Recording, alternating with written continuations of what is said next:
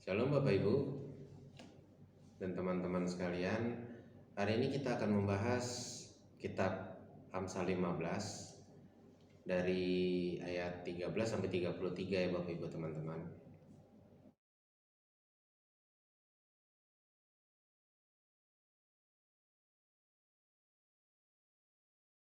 Saya akan bacakan dulu ya Bapak Ibu teman-teman. Hati yang gembira membuat muka berseri-seri, tetapi kepedihan hati mematahkan semangat. Hati orang berpengertian mencari pengetahuan, tetapi mulut orang bebal sibuk dengan kebodohan. Hari orang berkesusahan buruk semuanya, tetapi orang yang gembira hatinya selalu berpesta.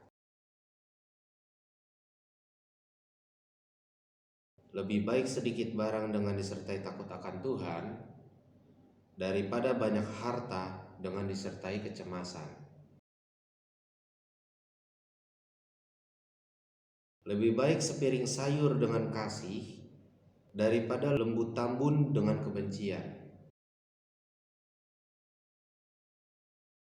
Si pemarah membangkitkan pertengkaran, tetapi orang yang sabar memadamkan perbantahan.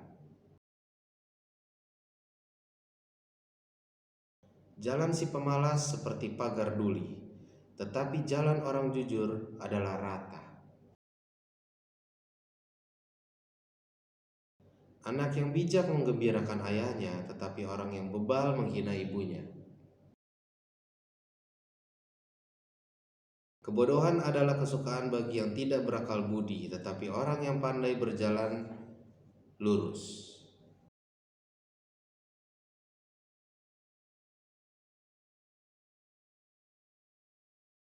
Rancangan gagal kalau tidak ada pertimbangan, tetapi terlaksana kalau penasihat banyak.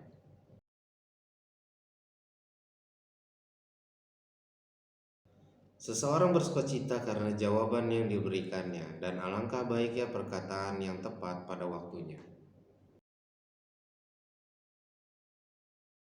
Jalan kehidupan orang berakal budi menuju ke atas, supaya ia menjauhi dunia orang mati di bawah. Rumah orang congkak dirombak Tuhan, tetapi batas tanah seorang janda dijadikannya tetap. Rancangan orang jahat adalah kekejian bagi Tuhan, tetapi perkataan yang ramah itu suci. Siapa loba akan keuntungan gelap mengacaukan rumah tangganya, tetapi siapa membenci suap akan hidup.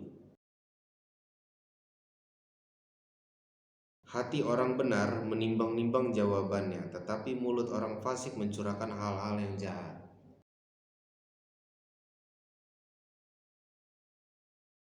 Tuhan itu jauh daripada orang fasik, tetapi doa orang benar didengarnya.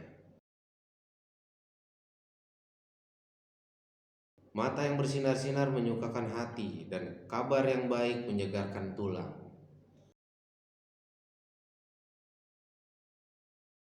Orang yang mengarahkan telinga kepada teguran yang membawa kepada kehidupan akan tinggal di tengah-tengah orang bijak.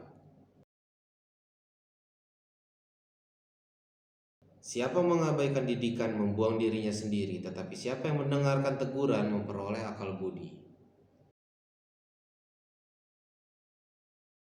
Takut akan Tuhan adalah didikan yang mendatangkan hikmat, dan kerendahan hati mendahului kehormatan.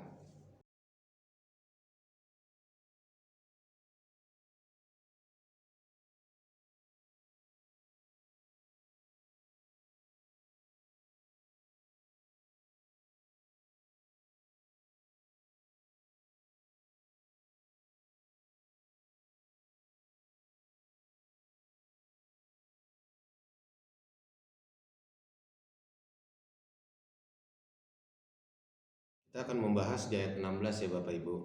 Lebih baik sedikit barang dengan disertai takut akan Tuhan daripada banyak harta dengan disertai kecemasan.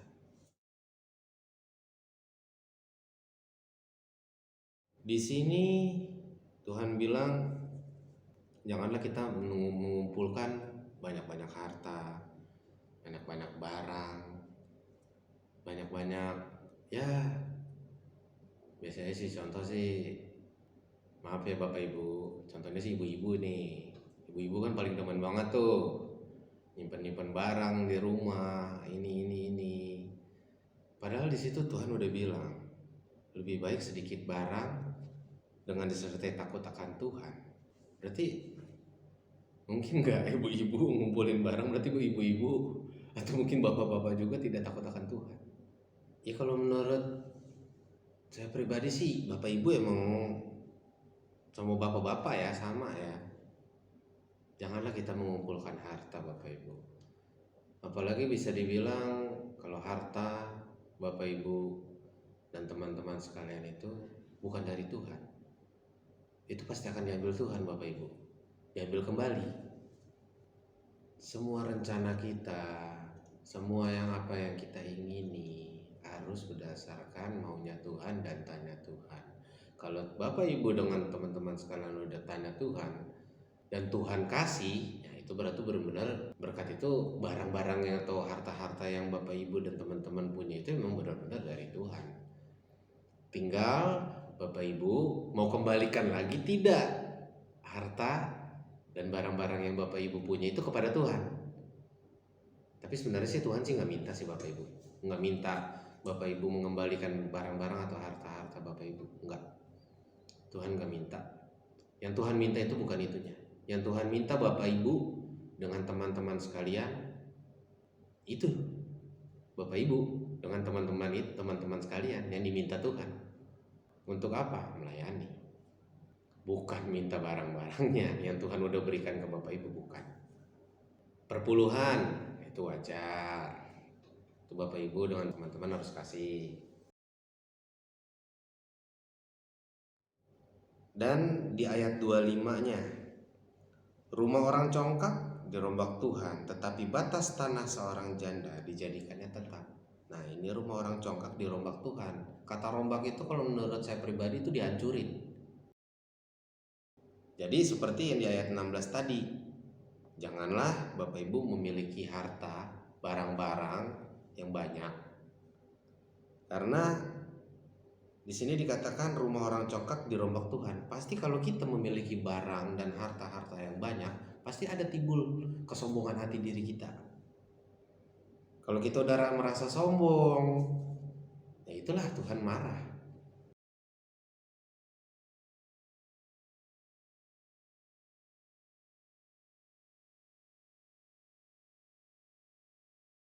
Udah dikasih berkat sama Tuhan, barang-barang dengan harta yang Bapak Ibu punya, tapi Bapak Ibu sombong. Itu kan diratakan kembali, dirombak kembali sama Tuhan. Rumah segede apa juga yang Bapak Ibu teman-teman punya akan diratakan sama Tuhan. Kalau Bapak Ibu sombong. Kalau Bapak Ibu merasa sombong, menunjukkan, gue punya ini, saya punya ini, saya punya itu, lu kagak, jangan Bapak Ibu. Nah, di ayat 26-nya, rancangan orang jahat adalah kekejian bagi Tuhan, tetapi perkataan yang ramai itu suci.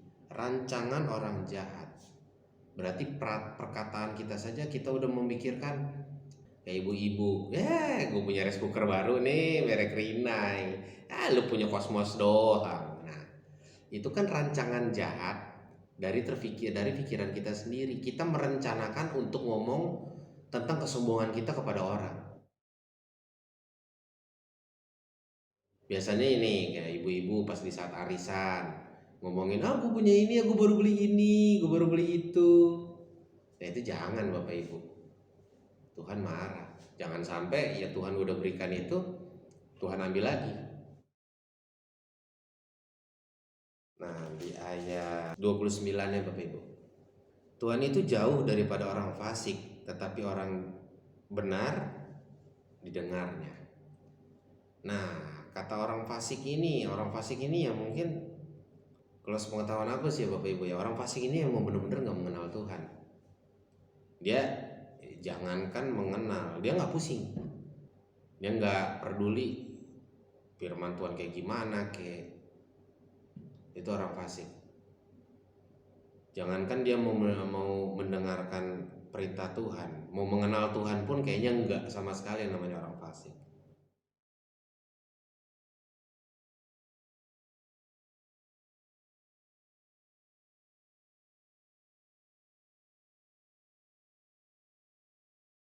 Dia orang fasik, tapi dia berdoa. Tuhan pasti dengar doanya. Nggak mungkin Tuhan gak dengar. Pertanyaannya, Tuhan jawab nggak doanya? Tuhan kabulkan nggak doanya? Enggak, Bapak Ibu. Karena dia orang fasik.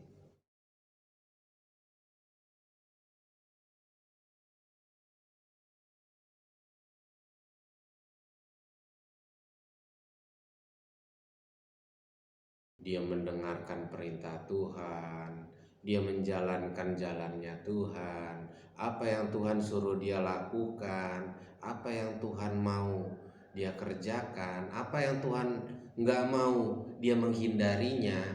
Itu di saat dia berdoa, itu pasti Tuhan jawab. Bukan cuma sekadar Tuhan dengar, dia minta, Tuhan kabulkan.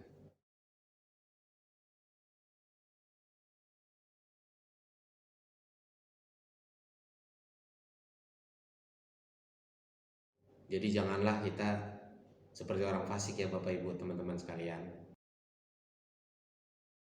Nah, di ayat 33-nya, takut akan Tuhan adalah didikan yang mendatangkan hikmat.